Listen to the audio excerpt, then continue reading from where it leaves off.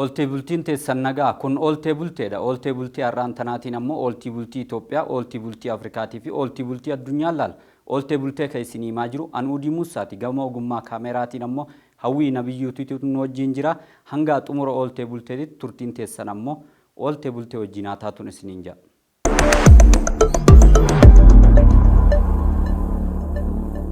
Oltee bultee jalqabaatiin koreen teeknikaa waliigaltee walhubannaa sanada walhubannaa Itoophiyaadhaa fi Somaaleelaandii jidduutti mallatteeffamee ture. Gama gamtuu fi hordoftu Somaaleelaandii hundeeffatteeti jirti jechuun dhaga'ameeti jira gaa'ii. Akka hargeessarraa odeeffannoon dhaga'amtee addeessitutti yoo ta'e koreen teeknikaa sanada walhubannaa Itoophiyaadhaa fi Somaaleelaandii yeroo dabre walii wajjin mallatteeffatanii turan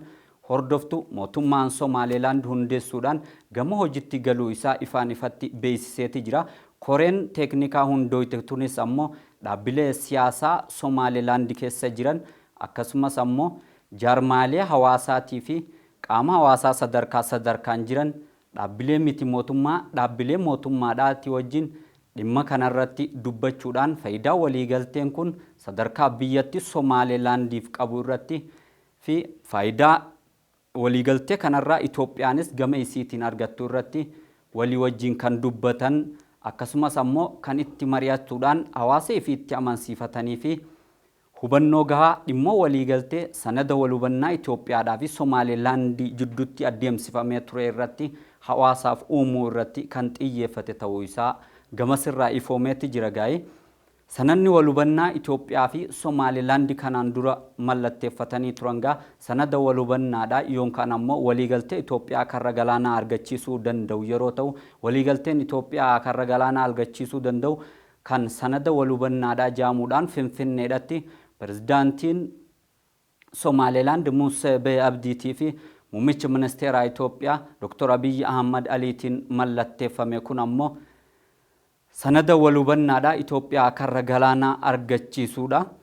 Itoophiyaanis sanada walhubannaa karra galaanaa isii argachiisu kan ammoo gaafa ammajjii tokko bara 2024 bara warra faranjoota haarawa seenee keessa jiru kana keessatti mallatteeffattee turuun ni yaadatama. Kanuma hordofuudhaan gaa Somaaleelaand biyya keessaayis biyya alaatiis deeggartoota hedduu argattee jiraatullee ammoo namoonni hubannaa gahaa dhimma sanada walhubannaa Itoophiyaadhaa fi Somaaleelaand mallatteessan kanarratti hin qabne lammiiwwan biyyattii hedduu waan jiraniif lammiiwwan kanaaf hubannoo gahaa ta'e dhimma sanada walhubannaadhaa Itoophiyaa fi Somaaleelaand jidduutti mallatteeffamee ilaalchisuudhaan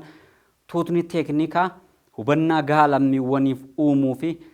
jaarmaalee hawaasaa dhaabbilee siyaasaatii fi qaama kamiyyuu ka dantaan Somaaleelaand na laallate jedhuu fi ka baharri yookaan ammoo bishaan yookaan karri galaanaati na laallatte jedhu hundaafuu uumuu danda'u koreen teeknikaa hundaa'uudhaan hargee isaa keessatti hojiitti galeeti jira gaa'ii. Koreen teeknikaa waliigaltee Itoophiyaadhaatii fi Somaaleelaand dhimma karra galaanaa Itoophiyaa irratti walii mallatteessanii jiran kana hordofu kun gaa eega hundeeffamee asittis ammoo dhaabbilee siyaasaa Somaaleelaandiitii wajjin akkasumas ammoo jaarmaalee hawaasaatii fi jaarmaalee mootummaa jaarmaalee miti mootummaatii wajjin dargaggoota wajjin manguddoota biyyaatii fi ugaazota Somaaleetii wajjin abbootii amantiitii wajjin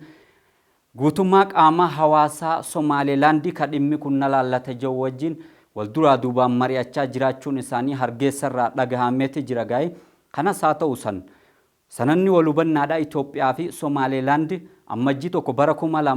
2024 seensarratti mallatteeffatanii fi hawaasa addunyaatti ifa taasisan kun waliigaltee Itoophiyaan karra galaanaa akka argattuu fi karra galaanaa mataa isii buufata doonii mataa isii akka misoomsituu fi buufata dooniidhaa yookaan ammoo humna galaanaa naannichatti akka misoomsitu dandeessisu yeroo ta'u muummichi ministeeraa Abiy Ahmad Ali Itoophiyaan karra galaanaa argachuun dhimma jiraachuu fi jiraachuu dhabuuti jechuudhaan erga dubbachaa turanii fi eega marii dheeraa taasisaa turanii booda eega anaannatanii mana marii bakka bu'oota uummata Itoophiyaa irratti dubbataa turaniin booda yeroo hin eeggamin keessatti bakka hin eeggaminiin akka hin eeggaminiin masaraa kiiloo 4 kan Finfinnee jiru keessatti pirezidaantiin Somaaleelaand Musee Bee Abdiitii fi muummicha ministeeraa Itoophiyaadha waliigaltee Itoophiyaa karra galaanaa argachiisuu danda'u walii mallatteessanii turuun isaanii ni yaadatama. Eega Itoophiyaan ammoo Somaaleelaand wajjin waliigaltee walhubannaadhaa karra galaanaa Itoophiyaa argachiisuu dandeessu kana walii mallatteessanii asitti ammoo biyyi ollaa Itoophiyaadhaa taatee fi Itoophiyaan oolmaa yookaan ammoo galata olaanaa akka biraa qabdu Soomaaliyaan ammoo aaruudhaan biyya qaama kiyya taate Somaalilaand osoo beekamtii kiyyaan alatti Itoophiyaan Somaalilaand wajjin waliigaltee mallatteessite birmadummaa kiyya jeexeeti jirti yookaan ammoo jidduu seenteeti jirti jechuudhaan Itoophiyaa komachaa turuudhaaf komii kanarras achi dabruudhaan ammoo daboo waraanaa biyyoota addunyaatirraa walitti ijaarrachuudhaaf pirezidaantiin Soomaaliyaadha Hassan Sheikh Mahamud biyyoota addunyaa garagaraatira naannaa turuun ni yaadatama. Osoo ammoo walgaarrinfannaan dhimma waliigaltee ulaa galaanaa Somaalilaandii fi Itoophiyaa jidduutti mallatteeffame irratti Soomaaliyaadhaa fi Itoophiyaa jidduun dhufin ammoo muummicha ministeera Itoophiyaadhaa dhimmi ulaa galaanaa argachuutii fi dhabuu Itoophiyaadhaaf dhimma jiraachuu fi jiraachuu dhiisuuti jedhanii yeroo isaan mana marii bakka bu'oota uummataati irratti dubbatan ammoo biyyi ollaa Itoophiyaadhaa tan taate Eertiraan dhimma kana muummicha ministeera Itoophiyaa maaliif akka jennaa ibsuudha qaba jechuudhaan yeroo adda addatti ibsa gaafachaa turuudhaaf ammoo dhimma bahaarii isii irratti dhimma bishaan isii irratti dhimma karra galaana isii irratti Eertiraan addatti ibsa baasaa turteeti jirti. Kanas haa ta'u san ammoo dhimmi Eertiraadhaa achumaan cilee bishaan buute ta'uudhaan hafus ammoo Itoophiyaadhaa fi Somaalilaand sanada wal hubannaadhaa Itoophiyaa karra galaanaa argachiisuu danda'uu fi buufata dooniidhaatii fi buufata waraanaa akka Itoophiyaan naannichatti misoomsituuf haala mijeessuu danda'u pirezidaantii biyyattiitii fi pirezidaantii Somaalilaandii fi muummee ministeera Itoophiyaa jidduudhatti Finfinneedhatti mallatteeffamee turuun isaa ni yaadatama. Kanuma hordofuudhaan ammoo Somaalilaand koree teeknikaa dhimma kana gadi fageenyaan lammiiwwan isiitii ibsuu fi dhimma sanada wal hubannaadhaa Itoophiyaa fi Somaalilaand jidduutti mallatteeffamee jiru kana ammoo hordofu hundeessuudhaan hojiitti galteeti jirti jechuudhaan Hargeessarraa gabaasni ni addeessa.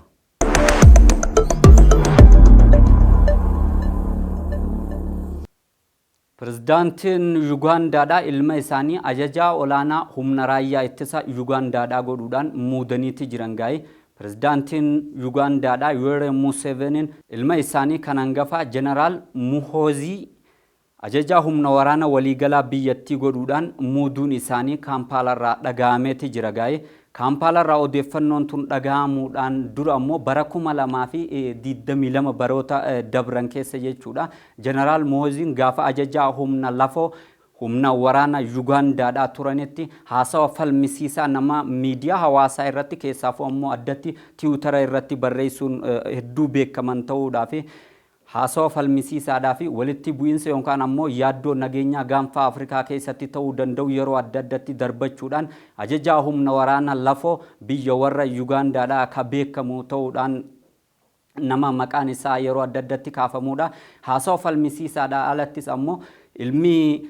pirezidaantii Yuugaandaadhaa ilmi pirezidaantii Yoweri Museveniidhaa kun ammoo Jeneraal Muhooziin haasawa dhimma jaalalaa iccitii dhuunfaa isaatis tooruma sooshaal miidiyaa kanarratti barreessuudhaan nama beekamuu fi nama naamusa hin qabne gaggeessaa waraanaa naamusa hin qabne jaamuudhaan kan yeroo garagaratti maqaan isaa kaafamaa turee fi gaggeessitoota biyyattiitis taanaan ammoo namoota garagaraatiin aktiivistoota gaanfa Afrikaa keessatti beekamtii qabanii fi dhimma sochii siyaas-dinagdee gaanfa Afrikaa xiinxalaniin yeroo adda addaatitti nama qeeqamaa ture. Keessaafuu ammoo bara 2022 yeroo Itoophiyaan waraana kaaba biyyattii keessatti gaggeessaa turtetti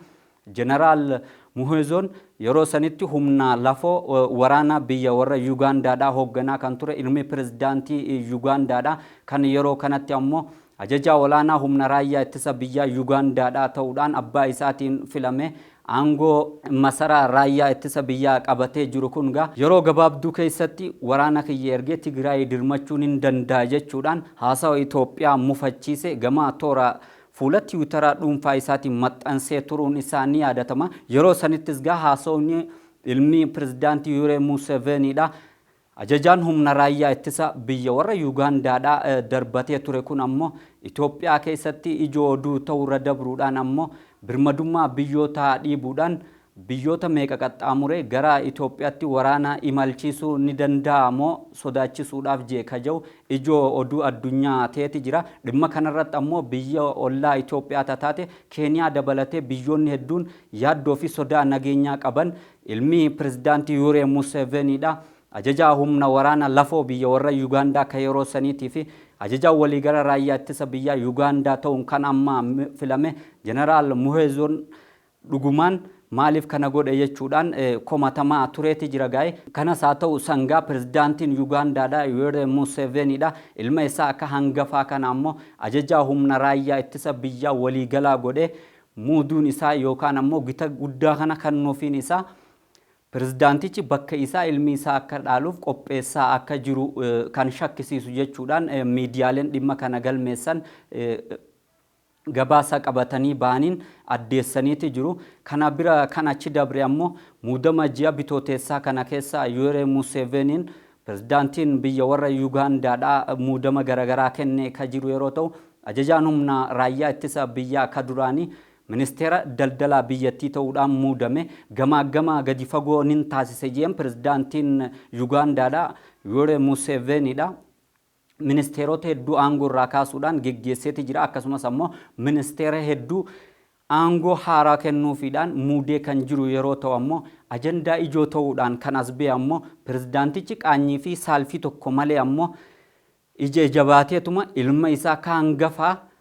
ajajaa humna raayyaa ittisa biyyaa waliigalaa biyya warra Yugaandaadhaa godhuudhaan muuduu isaati jechuudhaan miidiyaaleen gabaasaa turaniiti jiru.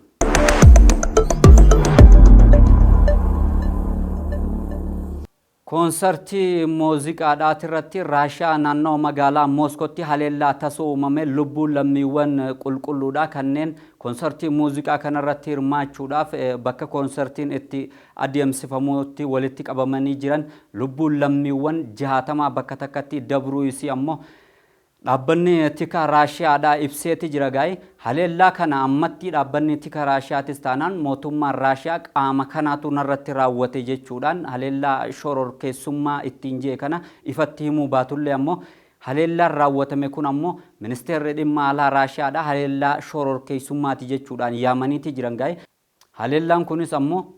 guyyaa jimmataa ollee galgala yookaan ammoo barii ganama saftitti bari'u kan raawwatame yommuu ta'u haleellaa shororkeessummaa kan Raashiyaa keessatti raawwatame jaame kanaanis ammoo lubbuun lammiiwwan 60 dabruudhaan cinaadhatti lubbuun lammiiwwan 145 madaa'uudhaan mana yaalaa keessatti kan argaman yeroo ta'u namoota mana yaalaa keessatti haleellaa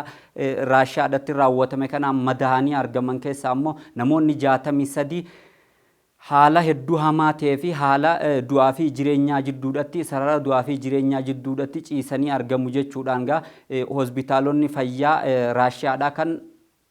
namoonni haleelaman kun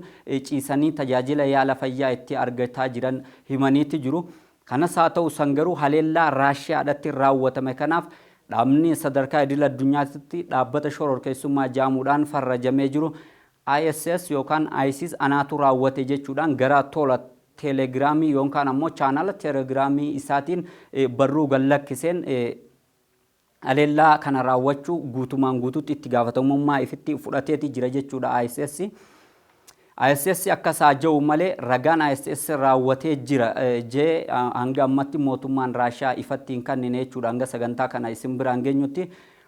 ISS ammoo dhaabbata shororkeessummaadhaan dhaabbilee idil addunyaa garaagaraatii fi biyyoota warra lixaatis dabalatee biyyoota garaagaraatiin akka shororkeessummaadhaatti farrajamuudhaan tarkaanfiin irratti fudhatamaa turee fi irratti fudhatamaa jiru yeroo ta'u ammoo haleellaa Raashiyaa naannoo magaalaa gudditti biyyattiidha naannoo magaalaa Mooskootitti adeemsifame kanaanis ammoo konsertii muuziqaadhaa guddicha magaalaa san keessatti adeemsifamuuf jiru irratti haleellaa tasa banameen ammoo lubbuun lammiiwwan hedduutis dabarteeti jirti jechuudha. Gaagaamni guddaan kan dhufe ammoo akka dhaabbileen nageenyaa biyya warra Raashiyaadhaa jechaa jiranitti yeroo haleellaa kana qaamni shororkeessaadhaa kun lammiiwwan nagaa irratti raawwataa jirutti ammoo lammiiwwan baaraguudhaan gara hulaa yookaan ammoo balbala ba'umsa yeroo tasaatitti namni kumaatamaan garasitti fiigaa yeroo jiru ammoo lammiiwwan bifuma salphaadhaan yookaan ammoo hirmaattonni konsertii sanii bifa salphaadhaan walirra baba'uudhaan gaagaamni guddaan uumamuudha ka gamasirraa himamee jiru.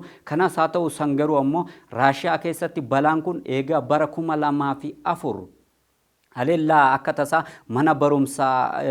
beelaansi irratti raawwatamee fi lubbuu lammiiwwan 330 galaafateen asitti haleellaa cimaa haleellaa shororkeessummaadha Raashiyaa mudate jechuudhaan biyyoonni addunyaadha wal jalaa fuudhanii dubbachuu irratti argamu. Ameerikaan ammoo gameessitiin haleellaa Raashiyaatti raawwatame kan ilaalchisuudhaan ibsa barreessitee jirtuun haleellaa kana kan raawwate wanni akeektuun an argadde ISIS ta'uu natti mul'isa jechuudhaan haleellaa kana kan raawwate ISIS ta'uu ragaaleen an argadde naaf akeekaniiti jiran jechuudhaan Ameerikaan gama isiitiin dubbatteeti jirti. Pirezidaantiin Raashiyaadha Vladimir Putin ammoo hanga yeroo sagantaa kana isinii qindeessinutti haleellaa humnoonni shororkeessitoota ittiin ja'aniin kun biyya isaanii irratti raawwatan ilaalchisuudhaan ibsa osoon kanneen jiran jechuudha.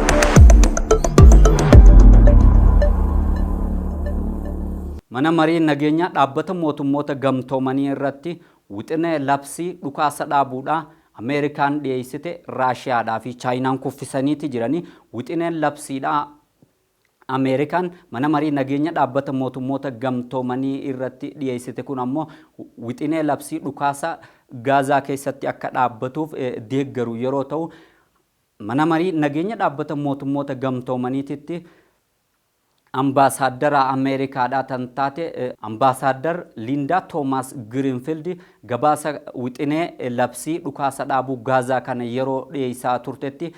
wixineen an qabadhee as ta'aa jiru kun wixineen an qabadhee mana marii nageenya dhaabbata mootummoota gamtoomanii fuula dura taa'ee dhiyeessaa jiru kun wixinee Gaazaa keessatti haleellaa yookaan ammoo dhukaasni jiru hatattamaan akka dhaabbatuuf dandeessisu jechuudhaan ibsa dhiyeessiteeti jirti.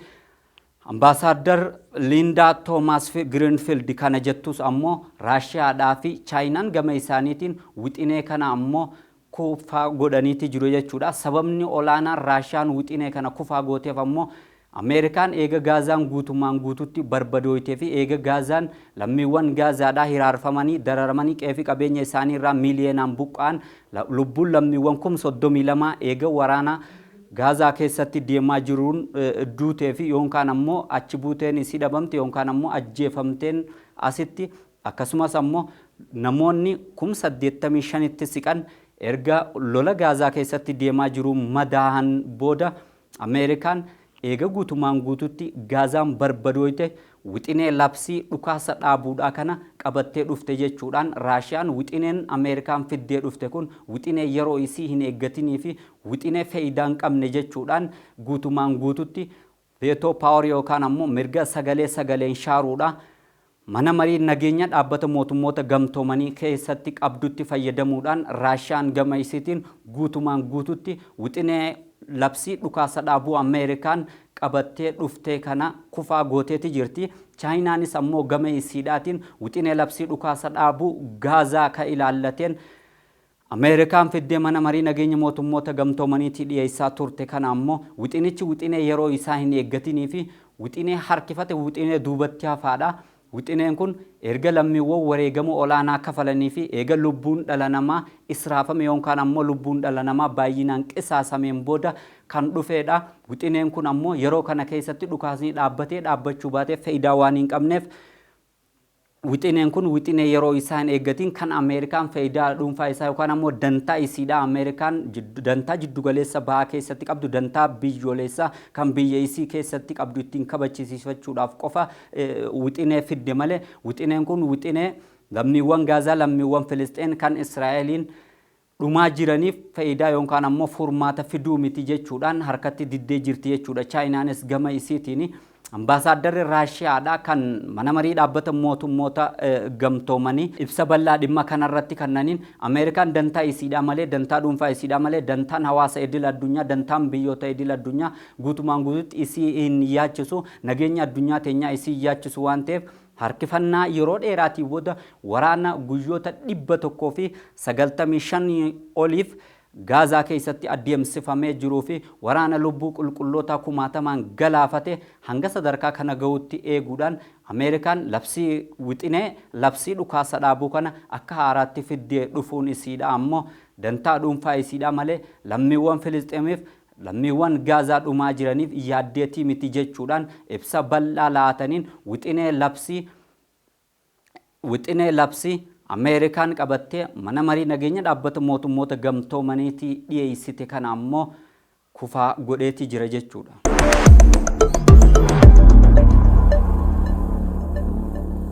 Egaan oolte bultee isinii dhiyeessaa turre kanumaan goolabeetiin jira. Oolte bultee kan isinii dhiyeessaa ture an Udiimuu Saati gama ogummaa kaameraatiin tan wajjin turte ammoo Hawwii Nabiyyuudhaati. Qophiilee fi sagantaaleen Waliif TV kan hafanitti oofuu yeroo gaarii qabaadha.